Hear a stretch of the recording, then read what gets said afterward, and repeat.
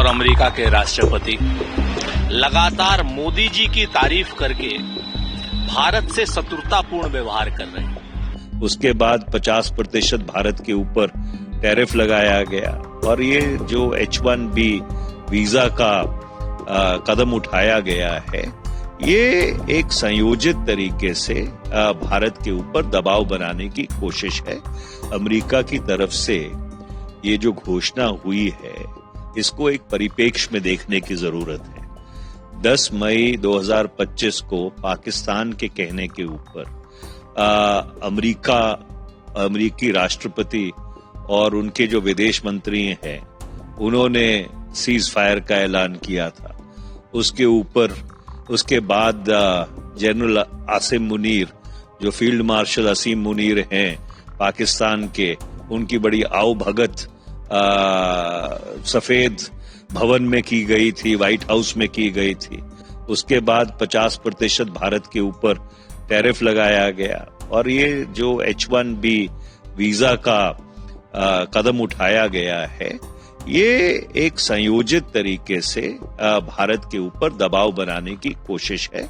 सरकार को इसको बहुत संवेदनशीलता से और बहुत गंभीरता से लेना चाहिए। नरेंद्र मोदी के दोस्त और अमेरिका के राष्ट्रपति लगातार मोदी जी की तारीफ करके भारत से शत्रुतापूर्ण व्यवहार कर रहे हैं और भारत से शत्रुतापूर्ण व्यवहार करने वाला नरेंद्र मोदी जी का कैसे दोस्त हो सकता है, ये नरेंद्र मोदी जी को जवाब देना होगा। एक ट्वीट नरेंद्र मोदी को वो कर देते हैं तो माय फ्रेंड कहने लगते हैं, नमस्ते ट्रंप करने लगते हैं, हाउडी ट्रंप करने लगते हैं।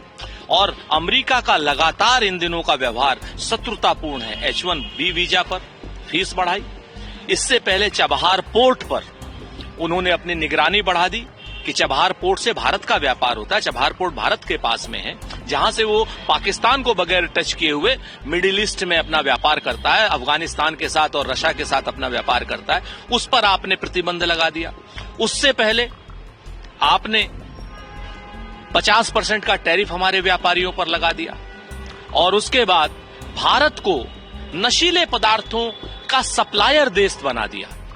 भारत जैसे 140 करोड़ मुल्क पर इस तरीके की तोहमत लगाना नरेंद्र मोदी जी की सरकार के गाल पर तमाचे की तरीके से है। तो हमें पूरी उम्मीद है कि नरेंद्र मोदी जी इसका कड़ा प्रतिवाद करेंगे।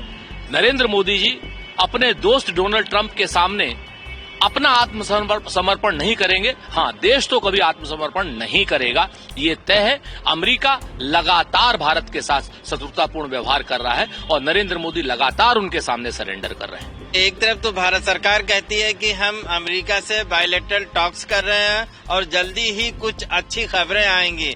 दूसरी तरफ डोनाल्ड ट्रंप की तरफ से ये साइन हो जाता है कि H1 वीजा 1000। आप सोच भी नहीं सकते हैं कि कोई स्टूडेंट, कोई श्रमिक, कोई लेबर एम्प्लॉयमेंट का व्यक्ति वो वीजा खरीद भी पाएगा।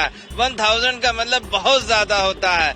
इस तरह की हरकत जो हो रही है अमेरिका की तरफ से, इस बात का सबूत है कि भारत की जो डिप्लोमेसी है, विदेश नीति है, वो 100% फेल्योर है। जबकि हमारे राष्ट्रीय अध्यक्ष ये कह चुके हैं कि हमारी बायलैटरल टॉक से इस समस्याओं का हल निकालना चाहिए, लेकिन ये भारत सरकार की जिम्मेदारी है कि वो इस तरह की अमेरिका पे अंकुश लगाए और जो हमारे लेबर हैं, युवा स्टूडेंट्स हैं, उनका ख्याल रखें। प्रभाव तो पड़ेगा। अभी एक के बाद एक प्रेसिडेंट ट्रंप ने सारा रेस्ट्रिक्शन इंडिया के ऊपर लागू कर दिया है और ऊपर डेली स्पीच में ट्रंप बोलते हैं कि हिंदुस्तान के साथ, इंडिया के साथ हमारा बेस्ट रिलेशन है, मोदी जी के साथ अपना बेस्ट रिलेशन है, Modi ji my best friend. सो ये क्या बेस्ट फ्रेंड का ये संकेत है क्या? आप टैरिफ बढ़ा देंगे, भारत अमेरिका में इंडियन बाजार को आप खत्म कर दोगे, अब ये लगाओगे वीजा के ऊपर, तो ये फ्रेंडशिप का सिग्नल है कि दुश्मनी का सिग्नल है? भाषण तो ट्रंप देते हैं कि India is my great friend, Modi is my great friend, तो ये क्या फ्रेंडशिप का संकेत है क्या? ये तो दुश्मनी का संकेत है। तो हर तरफ से अमेरिका भारत को और भारतीयों को परेशान करने के लिए हर दिन उसका कार्यक्रम है। और हम कहाँ से तेल लाएंगे, कहाँ से नहीं लाएंगे, ये फैसला हम ही करेंगे। हम एक प्रजातांत्रिक स्वाधीन देश हैं, हम किसी के नीचे काम नहीं करते हैं भारत वाले। तो ये ट्रम्प का दादागिरी है, इसको सहन नहीं किया जा सकता है। आप अगर मोदी जी का अच्छे दोस्त हो, आप अगर भारत का दोस्त हो, तो इसी हिसाब से आप काम करो। आपका तो हर एक एक्शन भारत के खिलाफ होता है, भारतीयों के खिलाफ होता है, तो आप कैसे दोस्त हो? सर, जो भारत का टैलेंट है, जो बड़े बड़े लोग हैं, वो तो वहाँ जा रहे हैं, उनको $1 लाख देने में कोई प्रॉब्लम नहीं है उनके लिए। जो नहीं, उनको तो प्रॉब्लम, वो लोग तो आपत्ति नहीं करते हैं। क्या बोलेंगे, उनको वापस आ जाना चाहिए। नहीं, एक तो है, देखिए इंडिया से जो ब्रेन ड्रेन हो रहा है, इसके तो सपोर्ट में मैं नहीं हूँ।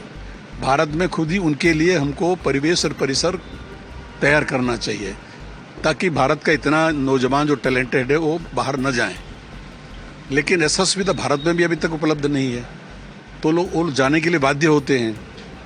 तो हमें भी, हमारा भी, भारत की सरकार का भी कुछ कर्तव्य होता है, इस प्रकार के वातावरण देश में तैयार करे, इस प्रकार की सुविधाएं नौजवान को दे।